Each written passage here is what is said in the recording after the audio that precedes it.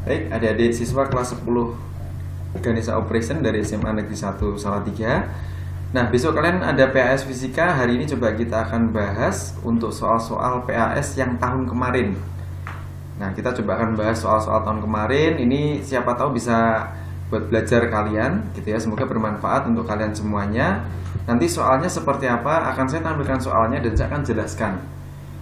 Oke, langsung saja, tidak usah berlama-lama gitu ya, bersama dengan saya Eka Christian atau DGO, biasanya panggilannya adalah KR. Oke, kita ke nomor 1. Nah, nomor 1 di soal gitu ya. Nah, di soal itu ada sebuah balok diletakkan di atas lantai licin dan dikerjakan gaya seperti pada gambar berikut. Jadi, di sini ada gambarnya, adik-adik semuanya, silahkan diperhatikan gambarnya. Di situ ada F1, ada F2, ada F3. Sedangkan F1 ini dia membentuk sudut 60 derajat terhadap horizontal gitu ya. Pertanyaannya adalah jika massa balok 4 kg, kondisi balok akan titik-titik. Nah, kita akan coba hitung kira-kira nanti resultannya mereka itu berapa gitu ya. Nah, caranya bagaimana?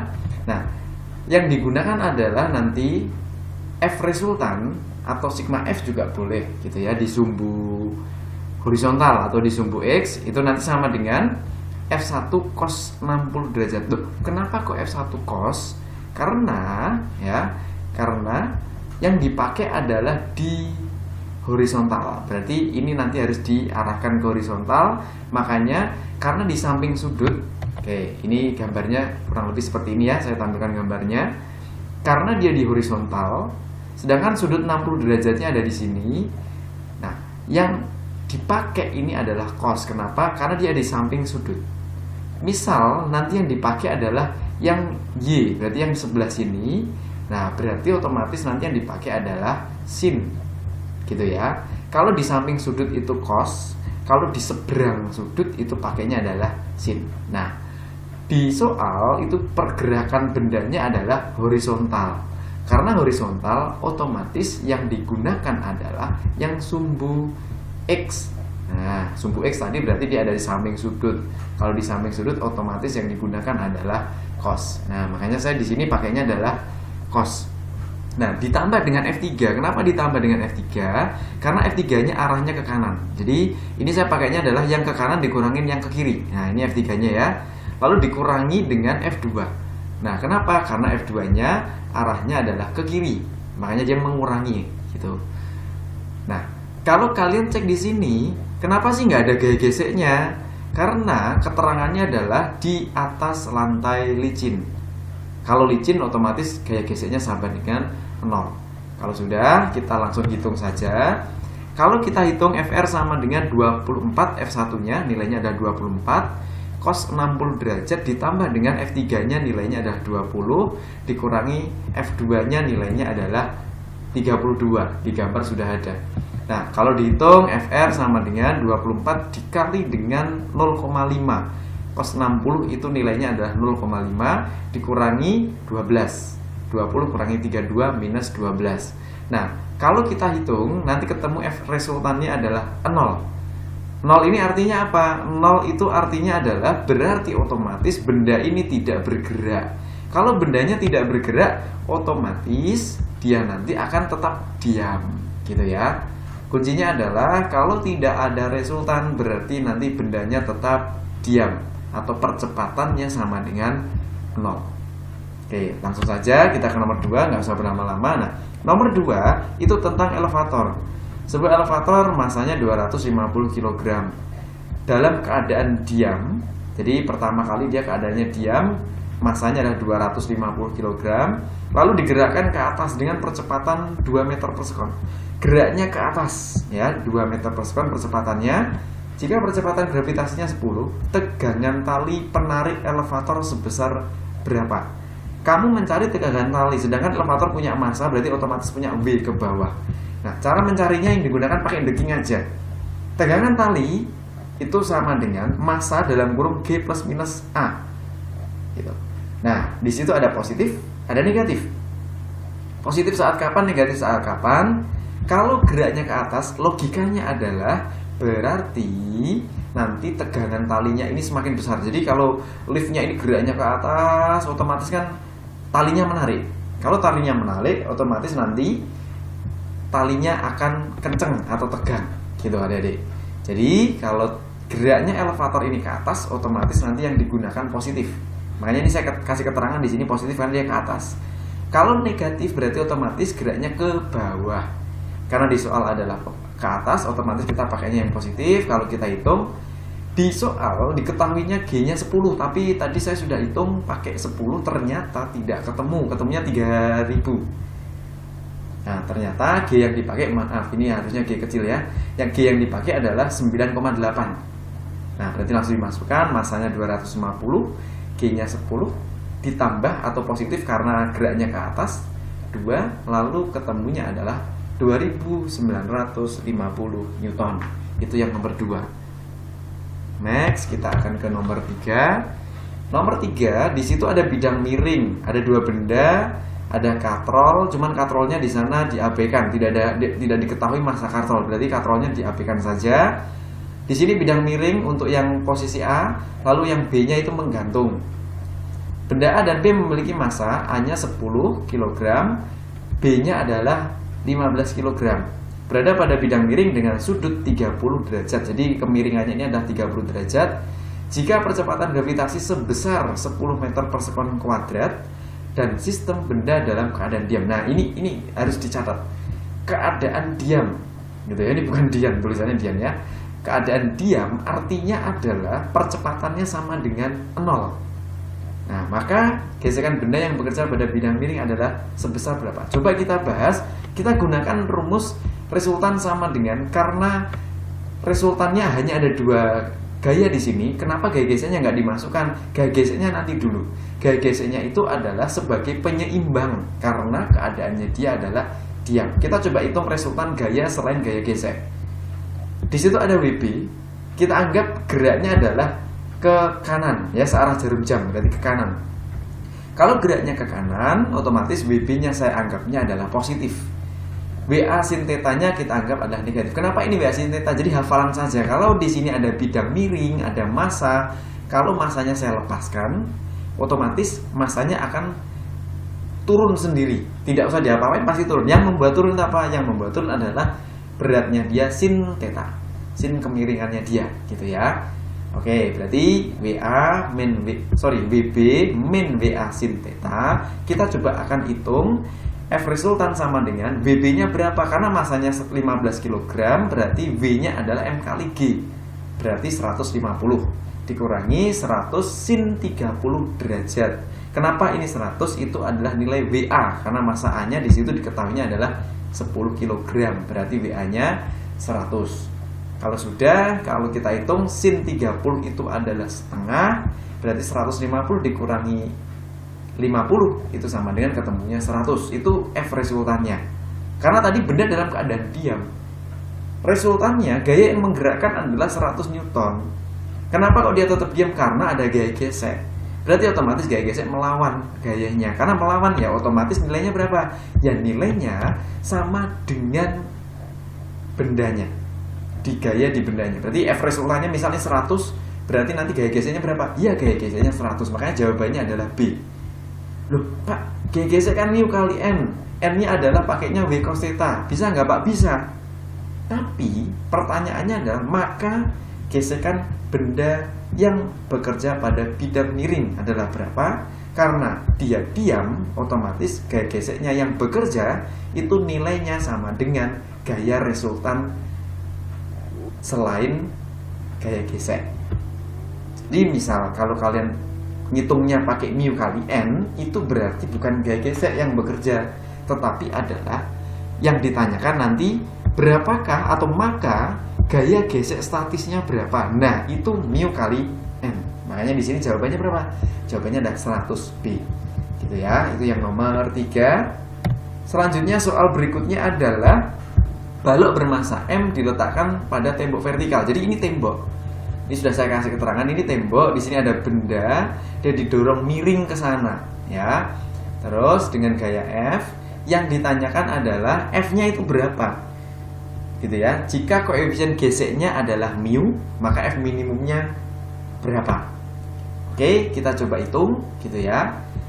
Cara menghitungnya adalah karena dia adalah F minimum. Sorry, tadi saya tidak membaca di sini ada keterangan minimum. Saya ngitungnya yang maksimum gitu ya. Tapi nanti saya akan jelaskan. Nah, sigma Fy sama dengan 0. Kenapa Y? Karena dia dorongnya ada ke atas, kan vertikal ya. Bendanya di sini dan bidangnya adalah bidang ke vertikal. Makanya yang dipakai adalah sigma Fy sama dengan 0. Berikutnya ketika kita uraikan, sigma Fy sama dengan F cos theta dikurangi V. Nah, F cos theta-nya kenapa? Karena kan gayanya ke sana F-nya. Ingat, kalau di samping sudut berarti kan di sini ya, di sumbu Y. Ini kan di sumbu Y berarti kan F cos theta. Yang di seberang sudut itu adalah F sin theta. Jangan sampai lupa. Samping sudut itu pakainya theta. Jadi biar gampang aja gini.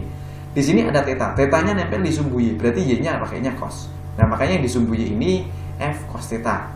Yang di sumbu X itu pakainya ada F sin theta. Makanya di sana F cos theta karena dia arahnya yang ke atas dikurangi W. Kenapa dikurangi? Karena W arahnya pasti ke bawah. Ini kan W-nya ya. Berikutnya dikurangi F gas. Nah, kesalahan saya ada di sini karena saya tidak membaca di sini minimum. Saya ikutnya tadi adalah maksimum. Kalau maksimum pakainya negatif karena F gas-nya arahnya ke bawah. Jadi gaya F-nya itu semakin besar, gitu ya. Nah, nanti karena di sini soalnya ada minimum, berarti di sini nanti pakainya adalah positif, ya. Jangan bukan negatif tapi positif.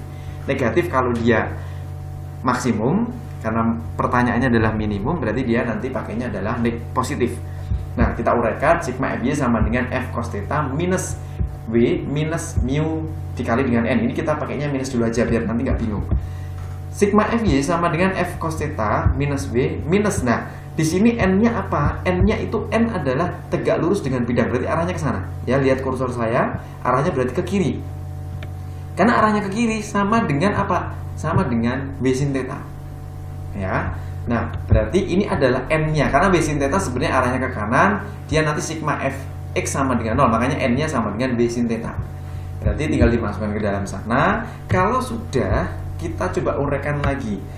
Karena dia diam, dia tidak bergerak, ya. Karena tidak bergerak berarti nanti sigma Fy-nya sama dengan 0. Sama dengan F cos theta minus W minus mu dikali F sin theta. Kalau sudah, F-nya mu F sin theta dan juga F cos theta saya jadiin satu. Makanya saya pindah ruas ke sana. Jadi di sini adalah F-nya saya keluarkan. F dalam kurung cos theta. Ini kan tadi pindah sana yang minus mu sin theta dalam kurung minus W. Jadi W-nya ini saya pindah ke belakang. Kalau sudah W sama dengan W-nya ini saya pindah ke kiri, jadinya positif. W sama dengan F dalam kurung cos theta minus. Nah, nanti yang diubah di sini. Ini kan saya negatif karena saya pikir tadi adalah maksimum. Nah, padahal di soal adalah minimum. Berarti nanti di sini diubah menjadi positif. Mu dikali dengan sin theta. Oke, kalau sudah F sama dengan W dibagi, karena ini pindah ruas ya, yang dalam kurung pindah ruas jadi pembagian cos theta minus mu dikali dengan sin theta. Makanya ketemunya adalah mg, karena W itu m kali g, cos theta minus mu kali sin theta. Tapi karena tadi di soal adalah minimum, sedangkan saya tadi nyarinya adalah maksimum, makanya jawabannya di sini harusnya positif. Berarti kalau ini positif, jawabannya berarti yang mana coba? M kali G. Oh, ternyata nggak ada ya.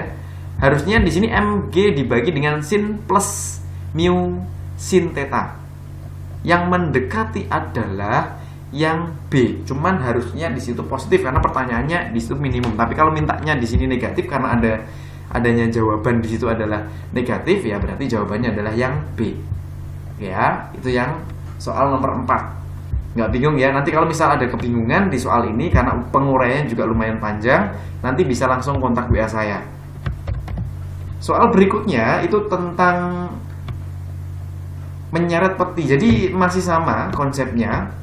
Tadi saya sudah gambarkan gitu ya. Ini sudah saya gambarkan, sudah saya kasih keterangan. Seorang menyeret peti, petinya sebesar 12 kg masanya, sepanjang lantai kasar dengan tali yang membentuk sudut 30 derajat terhadap lantai. Jadi di sini sudutnya 30 derajat. Jika koefisien gesek statiknya itu 1/4 akar 3. Jadi di sini ada gesekan dan mu-nya adalah 1/4 akar 3. Tegangan tali yang dibutuhkan untuk memulai gerak peti adalah berapa? Berarti kamu disuruh mencari T-nya ini berapa. Nah, kita coba cari yang digunakan sigma Fy sama dengan T cos theta dikurangi F gas. Ini harusnya sigma fx ya, karena mendatar gitu ya, yang dipakai adalah mendatar. Berikutnya, kalau sudah, kita uraikan. Sigma fx, ini bukan fy ya, sekali lagi ini bukan fy, tapi adalah fx, sama dengan t cos theta minus mu dikali dengan n. Oke, lalu sigma fx sama dengan t cos theta. Kenapa kok t cos theta? Sama seperti tadi, karena sudutnya di sini. Berarti yang dicari yang di sini karena dia harus horizontal, berarti yang dipakai adalah t cos theta karena dia di samping sudut. Nanti yang ke atas adalah t sin theta. Dikurangi dengan mu dikali dengan v min t sin theta. Nah, hati-hati dengan n-nya. N-nya arahnya ke atas. Di situ ada t sin theta, ada v. Untuk mencari n, berarti yang dipakai adalah n ditambah t sin theta karena sama-sama ke atas arahnya dikurangi dengan v. Karena yang ditanya adalah n, berarti kalau ini dipindah rows jadinya kan n sama dengan v minus t sin theta. Makanya di sini saya pakainya adalah v min t sin theta. Kalau sudah, karena dia diam, berarti otomatis sigma fx-nya sama dengan 0. Sama dengan t cos theta cos 30 derajat, karena theta-nya 30 dikurangi mu-nya diketahui di sana ada 1/4 akar 3. Dalam kurung 120 min t sin 30 derajat. Kalau sudah dihitung T dalam kurung cos 30 derajat, kalau ini T-nya saya keluarkan ya. Jadi ini saya pindah ke sana, jadi kan min ketemu min jadinya positif. Ya, positif 1/4 akar 3 sin 30 karena T-nya saya keluarkan. Terus 1/4 akar 3 dikali dengan 120 itu jadinya di sini. Kalau sudah saya pindah ruas, ininya saya pindah ruas ke sana jadinya positif ya. 1/4 akar 3 dikali 120. Karena ini saya pindah ruas jadi pembagian. Ya, cos 30 itu setengah akar 3 ditambah 1/4 cos 30 itu setengah. Nanti kalau kalian hitung nanti sama dengan ini dibagi 4 kan 30 akar 3 dibagi 5/8 akar 3 ketemunya adalah 48 Newton. Itu soal yang nomor 5. Silahkan dipahami, kalau ada yang bingung nanti bisa tanyakan ke saya. Soal berikutnya, sebuah kotak yang bergerak dengan laju 6 meter per sekon. Jadi dia punya kecepatan berhenti setelah menempuh 9 meter. Jadi dia punya kecepatan terus ketika 9 meter dia berhenti. Jadi kecepatannya habis karena pengaruh gaya gesek. Jadi yang membuat dia diam atau yang membuat dia berhenti adalah gaya geseknya. Masa kotak tersebut adalah berapa? Kita coba akan hitung masanya dengan menggunakan deking. Jadi sebenarnya semuanya berhubungan. Jadi usaha itu sama dengan F kali S. Dia juga sama dengan delta EK, perubahan energi kinetik. Dia juga sama dengan delta EP atau perubahan energi potensial.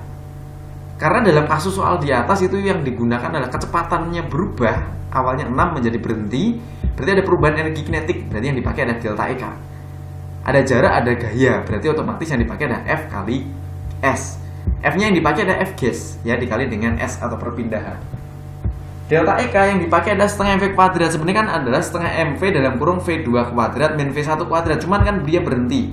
Makanya yang saya pakai ada V kuadrat. V-nya nanti langsung yang dipakai adalah 6 karena kecepatan pertamanya adalah 6. Sama dengan F gas dikali dengan S. Kalau sudah pindah ruas ya, nanti F gas dikali dengan S, 2-nya pindah ke sana berarti 2 dikali F gasnya 8. Perpindahannya 9 dibagi dengan V kuadrat. V-nya adalah 6 kuadrat berarti 36. Nanti ketemunya adalah 4 kg. Itu soal yang nomor 6. Di soal tersebut yang digunakan ada usaha itu sama dengan perubahan energi kinetik karena awalnya bergerak menjadi diam. Oke, soal berikutnya, dua benda A dan B diikat dengan tali melalui sebuah katrol licin. Oke. Jadi, jika massa A dan B berturut-turut 2 dan 3 kg, G-nya 10, maka percepatan dan tegangan tali pada sistem adalah berapa?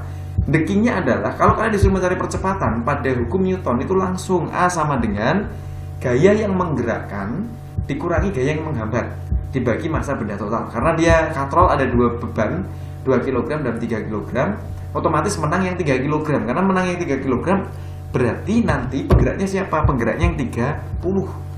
Karena M kali G. Di situ kan diketahuinya 3 kg. Karena M kali G ya berarti otomatis massa dikali gravitasinya 10.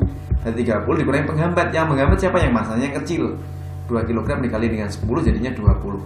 Dibagi 3 tambah 2. Nanti jadinya ketemunya adalah 2 meter per sekon kuadrat. Nah, sekarang tegangan tali. Tegangan tali ngitungnya bagaimana? Coba kalian cek gambarnya. Di gambar ini ada A sama B. Masanya lebih besar massa yang B, otomatis geraknya ke kanan. Kita coba akan tinjau yang benda B. Kalau ditinjau benda B, yang terjadi adalah karena benda B-nya ke bawah, B-nya positif, yang ke atas itu negatif. Intinya adalah yang searah dengan arah gerak benda berarti gayanya positif, yang berlawanan berarti negatif. Kalau kita hitung jadinya ada sigma F sama dengan MB dikali dengan A, karena kita tinjunya benda B. Berarti WB dikurangi dengan T sama dengan MB dikali dengan A. Kalau kita masukkan nilainya, WB-nya adalah 30 karena M kali G tadi, dikurangi dengan T sama dengan 3 kali 2. 3 kali 2, 6. Berarti 30 kurangi 6 sama dengan 24 Newton. Soal nomor 7. Berarti jawabannya adalah 2 dan juga 24. Berarti jawabannya yang A. Nah, kelasmu ini kemarin jawabnya C itu salah ya. Jawabannya adalah yang A. Next. Ada 3 balok ditarik dengan tali. Nah, pertanyaannya adalah, jadi ini ada TAB, ada A, ada B, ada C gitu ya. Di sini ada TAB, di sini ada TBC.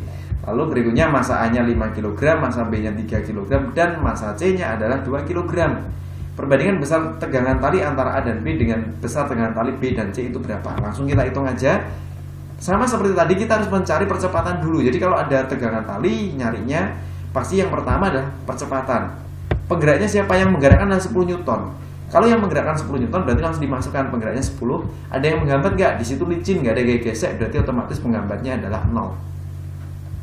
Lalu dibagi dengan massa benda total, ya udah bendanya dijumlahkan aja massanya. 5 ditambah 3 ditambah dengan 2, ketemunya nanti 1 meter per sekon kuadrat. Kalau sudah kita mencari TAB. Nah, untuk mencari TAB kita harus tinjau benda A. Benda A di sini ya. Karena benda A di sini otomatis gaya yang bekerja hanya TAB saja. Nah, makanya di sini TAB sama dengan MA dikali dengan A. Karena kan sigma F sama dengan M kali A. MA-nya yang dipakai, M-nya adalah MA gitu, massa A. Kalau sudah TA sama dengan massa A-nya 5, percepatannya sudah kita cari dari 1, berarti ketemunya adalah 5 Newton. Itu untuk yang TAB. Kita ke TBC, yang TBC rumusnya sama, sigma F sama dengan M kali A, cuman M yang dipakai yang kita tinjau adalah MC. Ya, kalau kita lihat MC di sini, coba kalian lihat kursor saya. Di MC ini ke kanan ada F, ke kiri ada T. Berarti nanti yang karena dia geraknya ke kanan, otomatis F-nya ini positif, T-nya negatif. Makanya di sini saya masukkannya adalah F dikurangi TBC sama dengan MC dikali dengan A. Kalau sudah TBC-nya berapa? Nah, ini pindah ruas ke kanan. Kalau dipindah ruas ke kanan jadinya F min MC dikali dengan A. F-nya berapa? F-nya sudah diketahui 10 dikurangi dengan MC-nya adalah 2 dikali dengan percepatannya tadi sudah kita cari adalah 1, ketemunya adalah 8. Berarti perbandingan antara TAB dengan TBC adalah berapa? Ya 5:8 gitu ya. Berarti jawabannya adalah D untuk soal berikut ini. Next, soal berikutnya adalah tentang hukum Newton tentang gravitasi. Nah, kita masuk ke gravitasi. Soalnya begini, 3 buah benda A, B, dan C masing-masing bermassa 4 kg, 5 kg, dan 18 kg. Disusun membentuk suatu garis lurus, jarak AB 2 meter dan jarak BC 3 meter. Gaya tarik gravitasi yang dialami benda A, benda B adalah berapa? Nah, jadi posisi benda B-nya itu ada di tengah. Jadi kalau saya gambarkan kurang lebih seperti ini. Dan benda B mendapatkan gaya gravitasi dari benda C, kita sebutnya adalah FG2, dan gaya gravitasi dari benda A. Ini FG1, jadi interaksi antara BC, interaksi antara BA. Karena ada 2 gaya, otomatis ini saya anggapnya nanti yang ke kanan positif, yang ke kiri negatif. Berarti nanti F gravitasinya yang di B itu yang ke kanan, F gravitasi kedua dikurangi dengan yang ke kiri, F gravitasi pertama. Berarti F gravitasi di B sama dengan GMM per R kuadrat. Jadi rumusnya kan gravitasi itu adalah GMM per R kuadrat. Oke, kalau sudah, berarti yang di sini punyanya G2. G2 itu punyanya B dan C. Makanya di sini GMB MC dibagi dengan RBC kuadrat dikurangi dengan GMB MA dibagi dengan RBA kuadrat. Berikutnya, kalau kita masukkan nilainya, karena MB ketemu adalah 5 diketahuinya, MC-nya diketahuinya 18, R-nya diketahui 3 berarti 3 kuadrat. Sedangkan yang MB 5 masih sama, MA-nya adalah 4, RBA-nya adalah 2 kuadrat. Nanti kalau kalian hitung, ini kan 3 kuadrat kan berarti 9 sama 18 berarti kan 2. 2 kali 5 10. Terus yang di sini 2 kuadrat 4 coret-coret berarti habis, berarti tinggal 5. 10 kurang 5 ketemunya adalah 5G gitu. Jadi jawabannya ini bukan 50 ya, jawabannya adalah yang A. yang 5G ini kakak kelasmu kemarin, tahun kemarin ini salah. Ya, jawabannya adalah 5G atau A. Soal berikutnya masih tentang hukum gravitasi Newton. Ada dua benda P dan Q, masing-masing bermassa 10 dan 40 kg. Jadi kalau ada soal seperti ini, dan pertanyaannya adalah di mana benda R yang massanya 1 kg, jadi nanti R-nya nggak usah dipakai, harus diletakkan tidak mengalami gaya gravitasi. Makanya R ini tidak usah dipakai, nanti yang dipakai adalah yang mempengaruhi, jadi yang kiri dan juga kanan, sedangkan R-nya tidak usah dipakai. Ada dekingnya, kalau ditanyakan adalah tidak mengalami gaya gravitasi, jadi ini kan tidak mengalami gaya gravitasi, pakai deking saja langsung adalah MP dibagi dengan MQ. Nah makanya R-nya nggak usah dipakai, karena dalam penurunan rumusnya R-nya nanti dicoret, jadinya nggak usah dipakai. Sama dengan dalam kurung RP dibagi dengan RN, ini berbanding lurus ya, berbanding lurus kuadrat. Kalau sudah, tinggal dimasukkan aja nilainya. MP-nya 10, MQ-nya 40. Sama dengan RP-nya, kita anggapnya karena jarak semua ada 0,6, sedangkan posisi R kita nggak tahu, anggap saja di sini adalah X.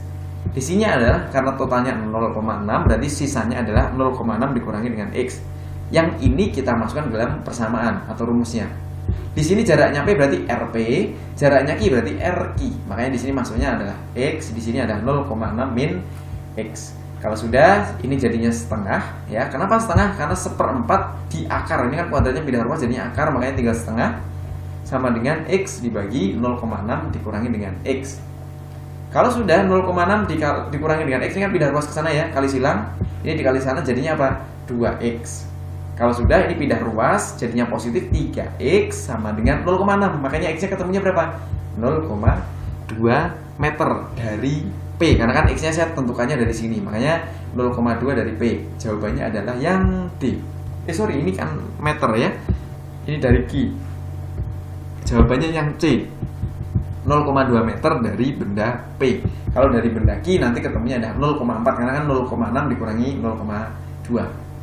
Next, biar nggak berlama-lama, soal berikutnya adalah dua benda memiliki gaya tarik menarik sebesar 4 Newton. Setelah jaraknya dijadikan setengah kali semula, gaya tarik menariknya menjadi berapa? Mohon maaf yang ini karena waktunya tadi nggak banyak, jadi ini saya buatnya tidak dalam equation ya. Saya tadi oret-oret ke kertas lalu saya foto dan saya masukkan ke dalam sini ya. Yang jelas yang penting tidak menghalangi untuk belajar kalian. Ini yang penting jelas aja ya penjelasannya ya. Jadi yang dipakai adalah kalau ada perubahan jarak, mencari gaya setelah jaraknya diubah ya, gaya menjadi berapa, langsung pakai deking aja. Dekingnya apa? Dekingnya adalah F1 per F2 sama dengan dalam kurung R2 per R1. Hati-hati dengan yang tadi, kalau tadi berbanding lurus karena dia M dan R, kalau ini berbanding terbalik karena gaya dengan R. Makanya di sini F1, di sana R2, di sini F2, di sana R1 kuadrat. Oke, tinggal kita masukkan nilainya. F1-nya berapa? Tadi diketahuinya 4000 Newton, berarti masuk aja 4000 dibagi F2 sama dengan dalam kurung setengah R dibagi dengan R kuadrat gitu ya. Kenapa ini kok setengah R ya? Kan dijadikan setengah kali semula, makanya di sini R2-nya adalah setengah kali. Kalau sudah R-nya dicoret-coret setengah kuadrat berarti kan 4 pindah ruas ke sana jadi kan 4 kali 4000. Ketemu F2-nya adalah 16000 Newton ya. Berikutnya, sebuah benda di permukaan bumi beratnya adalah 1200 Newton. Jika benda tersebut dibawa ke suatu planet yang masanya 2 kali massa bumi. Jadi awalnya di bumi beratnya adalah 1200 Newton. Terus dibawa ke planet yang ternyata masanya ada 2 kali massa bumi dan jari-jarinya 2 kali jari-jari bumi. Berarti beratnya jadi berapa? Yang tadi 1200 ini. Langsung kita hitung. W itu kan M kali G ya, massa benda dikali dengan gravitasi. W itu sama dengan M, gravitasinya bisa diubah menjadi G M per R kuadrat. M nya ini ada massa planet, MB adalah massa benda. Kalau seperti ini, karena massa benda itu tidak berubah, kalau walaupun dibawa kemana-mana, gravitasi tetapan ini juga nggak berubah. Yang berubah hanya M dan juga jari-jari. W itu berbanding lurus dengan M, W berbanding terbalik dengan R. Makanya ketika dihitung, jadinya dekingnya adalah seperti ini. W1 dibagi dengan W2 sama dengan M1 dibagi dengan M2. Dalam kurung ini kan sebanding ya, M-nya dengan W itu tadi berbanding lurus, makanya sama W1, M1, W2, M2. Sedangkan R-nya berbanding terbalik ya, sesuai dengan persamaan tadi. Jadinya kalau di sini W1, di sini R2 dibagi dengan R1 kuadrat karena rumusnya adalah R kuadrat. Makanya di sana tutup kurung kuadrat. Kalau sudah kita hitung, W1 nya diketahui 1200 dibagi dengan B2 sama dengan M1 dibagi 2 kali massa bumi, berarti kan 2M1. Dalam kurung R2 nya adalah jari-jarinya 2 kali jari-jari bumi, berarti 2R1 dibagi dengan R1 kuadrat. Nah, kalau sudah 2 kuadrat kan 4. Di sini ada 1/2. Makanya 4 sama 2 nanti bisa dicoret-coret, jadinya di sini adalah 2/1. Karena di sini 2/1, di situ ada 1200 per W2.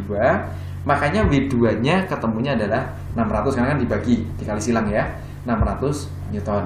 Itu jawabannya yang nomor 4. Soal berikutnya, soal tentang percepatan gravitasi lagi. Jadi percepatan gravitasi di permukaan bumi ada 9,9 meter per sekon kuadrat. Percepatan gravitasi pada ketinggian 2 kali jari-jari bumi. Langsung kita hitung, pakainya deking. Langsung aja G1 per G2 sama dengan, kan berbanding terbalik ya. Makanya R2 per R1 dalam kurung kuadrat itu dekingnya.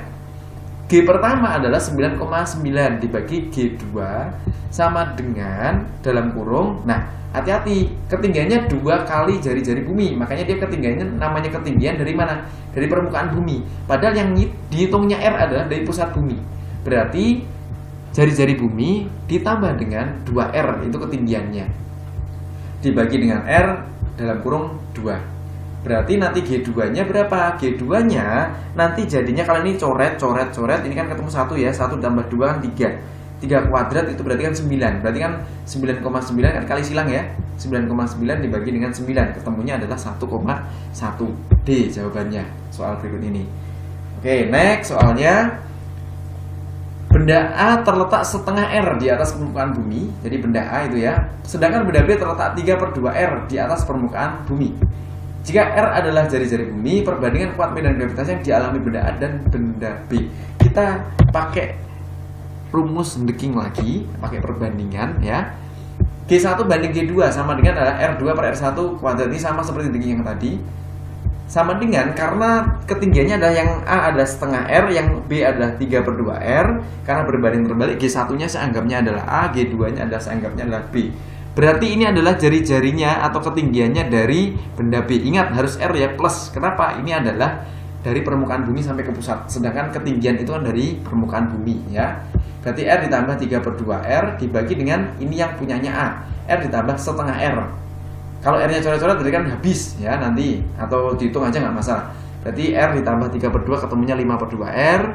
R ditambah setengah R jadinya adalah 3/2R. R-nya bisa dicoret, 2-nya dicoret. Jadinya apa? 5/3 kuadrat jadinya 25/9. Jawabannya adalah yang D, gitu ya. Oke, soal berikutnya, sebuah satelit yang masanya 600 kg mengorbit bumi pada ketinggian 5.600 km di atas permukaan bumi. Jika jari-jari bumi ada 6.400 km, jika G adalah konstanta gravitasi, kecepatan orbit satelit berapa? Kecepatan orbit kan harusnya rumusnya adalah V sama dengan Gm per R. G-nya tetap G, M-nya sebenarnya adalah bukan massa satelit tapi ada massa bumi. Cuma tadi saya ngitung pakai massa bumi juga nggak ketemu. Kalau kita pakainya adalah massa satelitnya 600, nanti G dikali dengan 600. Kan nanti nolnya coret-coret ya, karena 64 ditambah dengan 52 itu kan 120. Nanti sisanya adalah 6 kali, ini kan 0,5 nanti, karena 6 dibagi 12 kan 0,5. Jadinya 5 kali 10 pangkat min 5. Cuman nggak ada jawabannya. Ketemunya 7 akar G kali 10 pangkat min 2 atau 0,07. Atau sebenarnya bisa dibulatkan sih 0,07. Nanti jadinya apa? Jadinya adalah yang B gitu ya, 0,1. Karena 0,07 jadinya kan pembulatnya 0,1 gitu. Jadi 0,1 akar G gitu. Itu jawabannya, berarti B gitu ya. Sementara ini dulu yang saya bahas gitu, karena apa? Karena tadi memang waktunya terbatas, karena harus buat equation ternyata waktunya memang panjang. Nanti untuk yang lain saya akan coba buat pembahasannya, saya akan kirim ke grup WA kalian gitu ya. Yang jelas semoga ini bermanfaat buat kalian semuanya. Misal masih ada pertanyaan, silahkan bisa tanya ke saya. Nanti bisa WA saja ke saya. Misal nanti malam juga boleh, silahkan WA saja. Gitu, selamat belajar, selamat berjuang. Semoga besok PAS fisikanya bisa maksimal, karena nilai kalian bisa dipakai untuk SNMPTN. Jadi mulai dari kelas 10 nilainya harus tinggi gitu ya. Oke, itu terima kasih, semoga bermanfaat. Kalian juga semoga sehat-sehat semuanya. Salam dari saya Eka Christian atau KR Ganesha Operation Salatiga.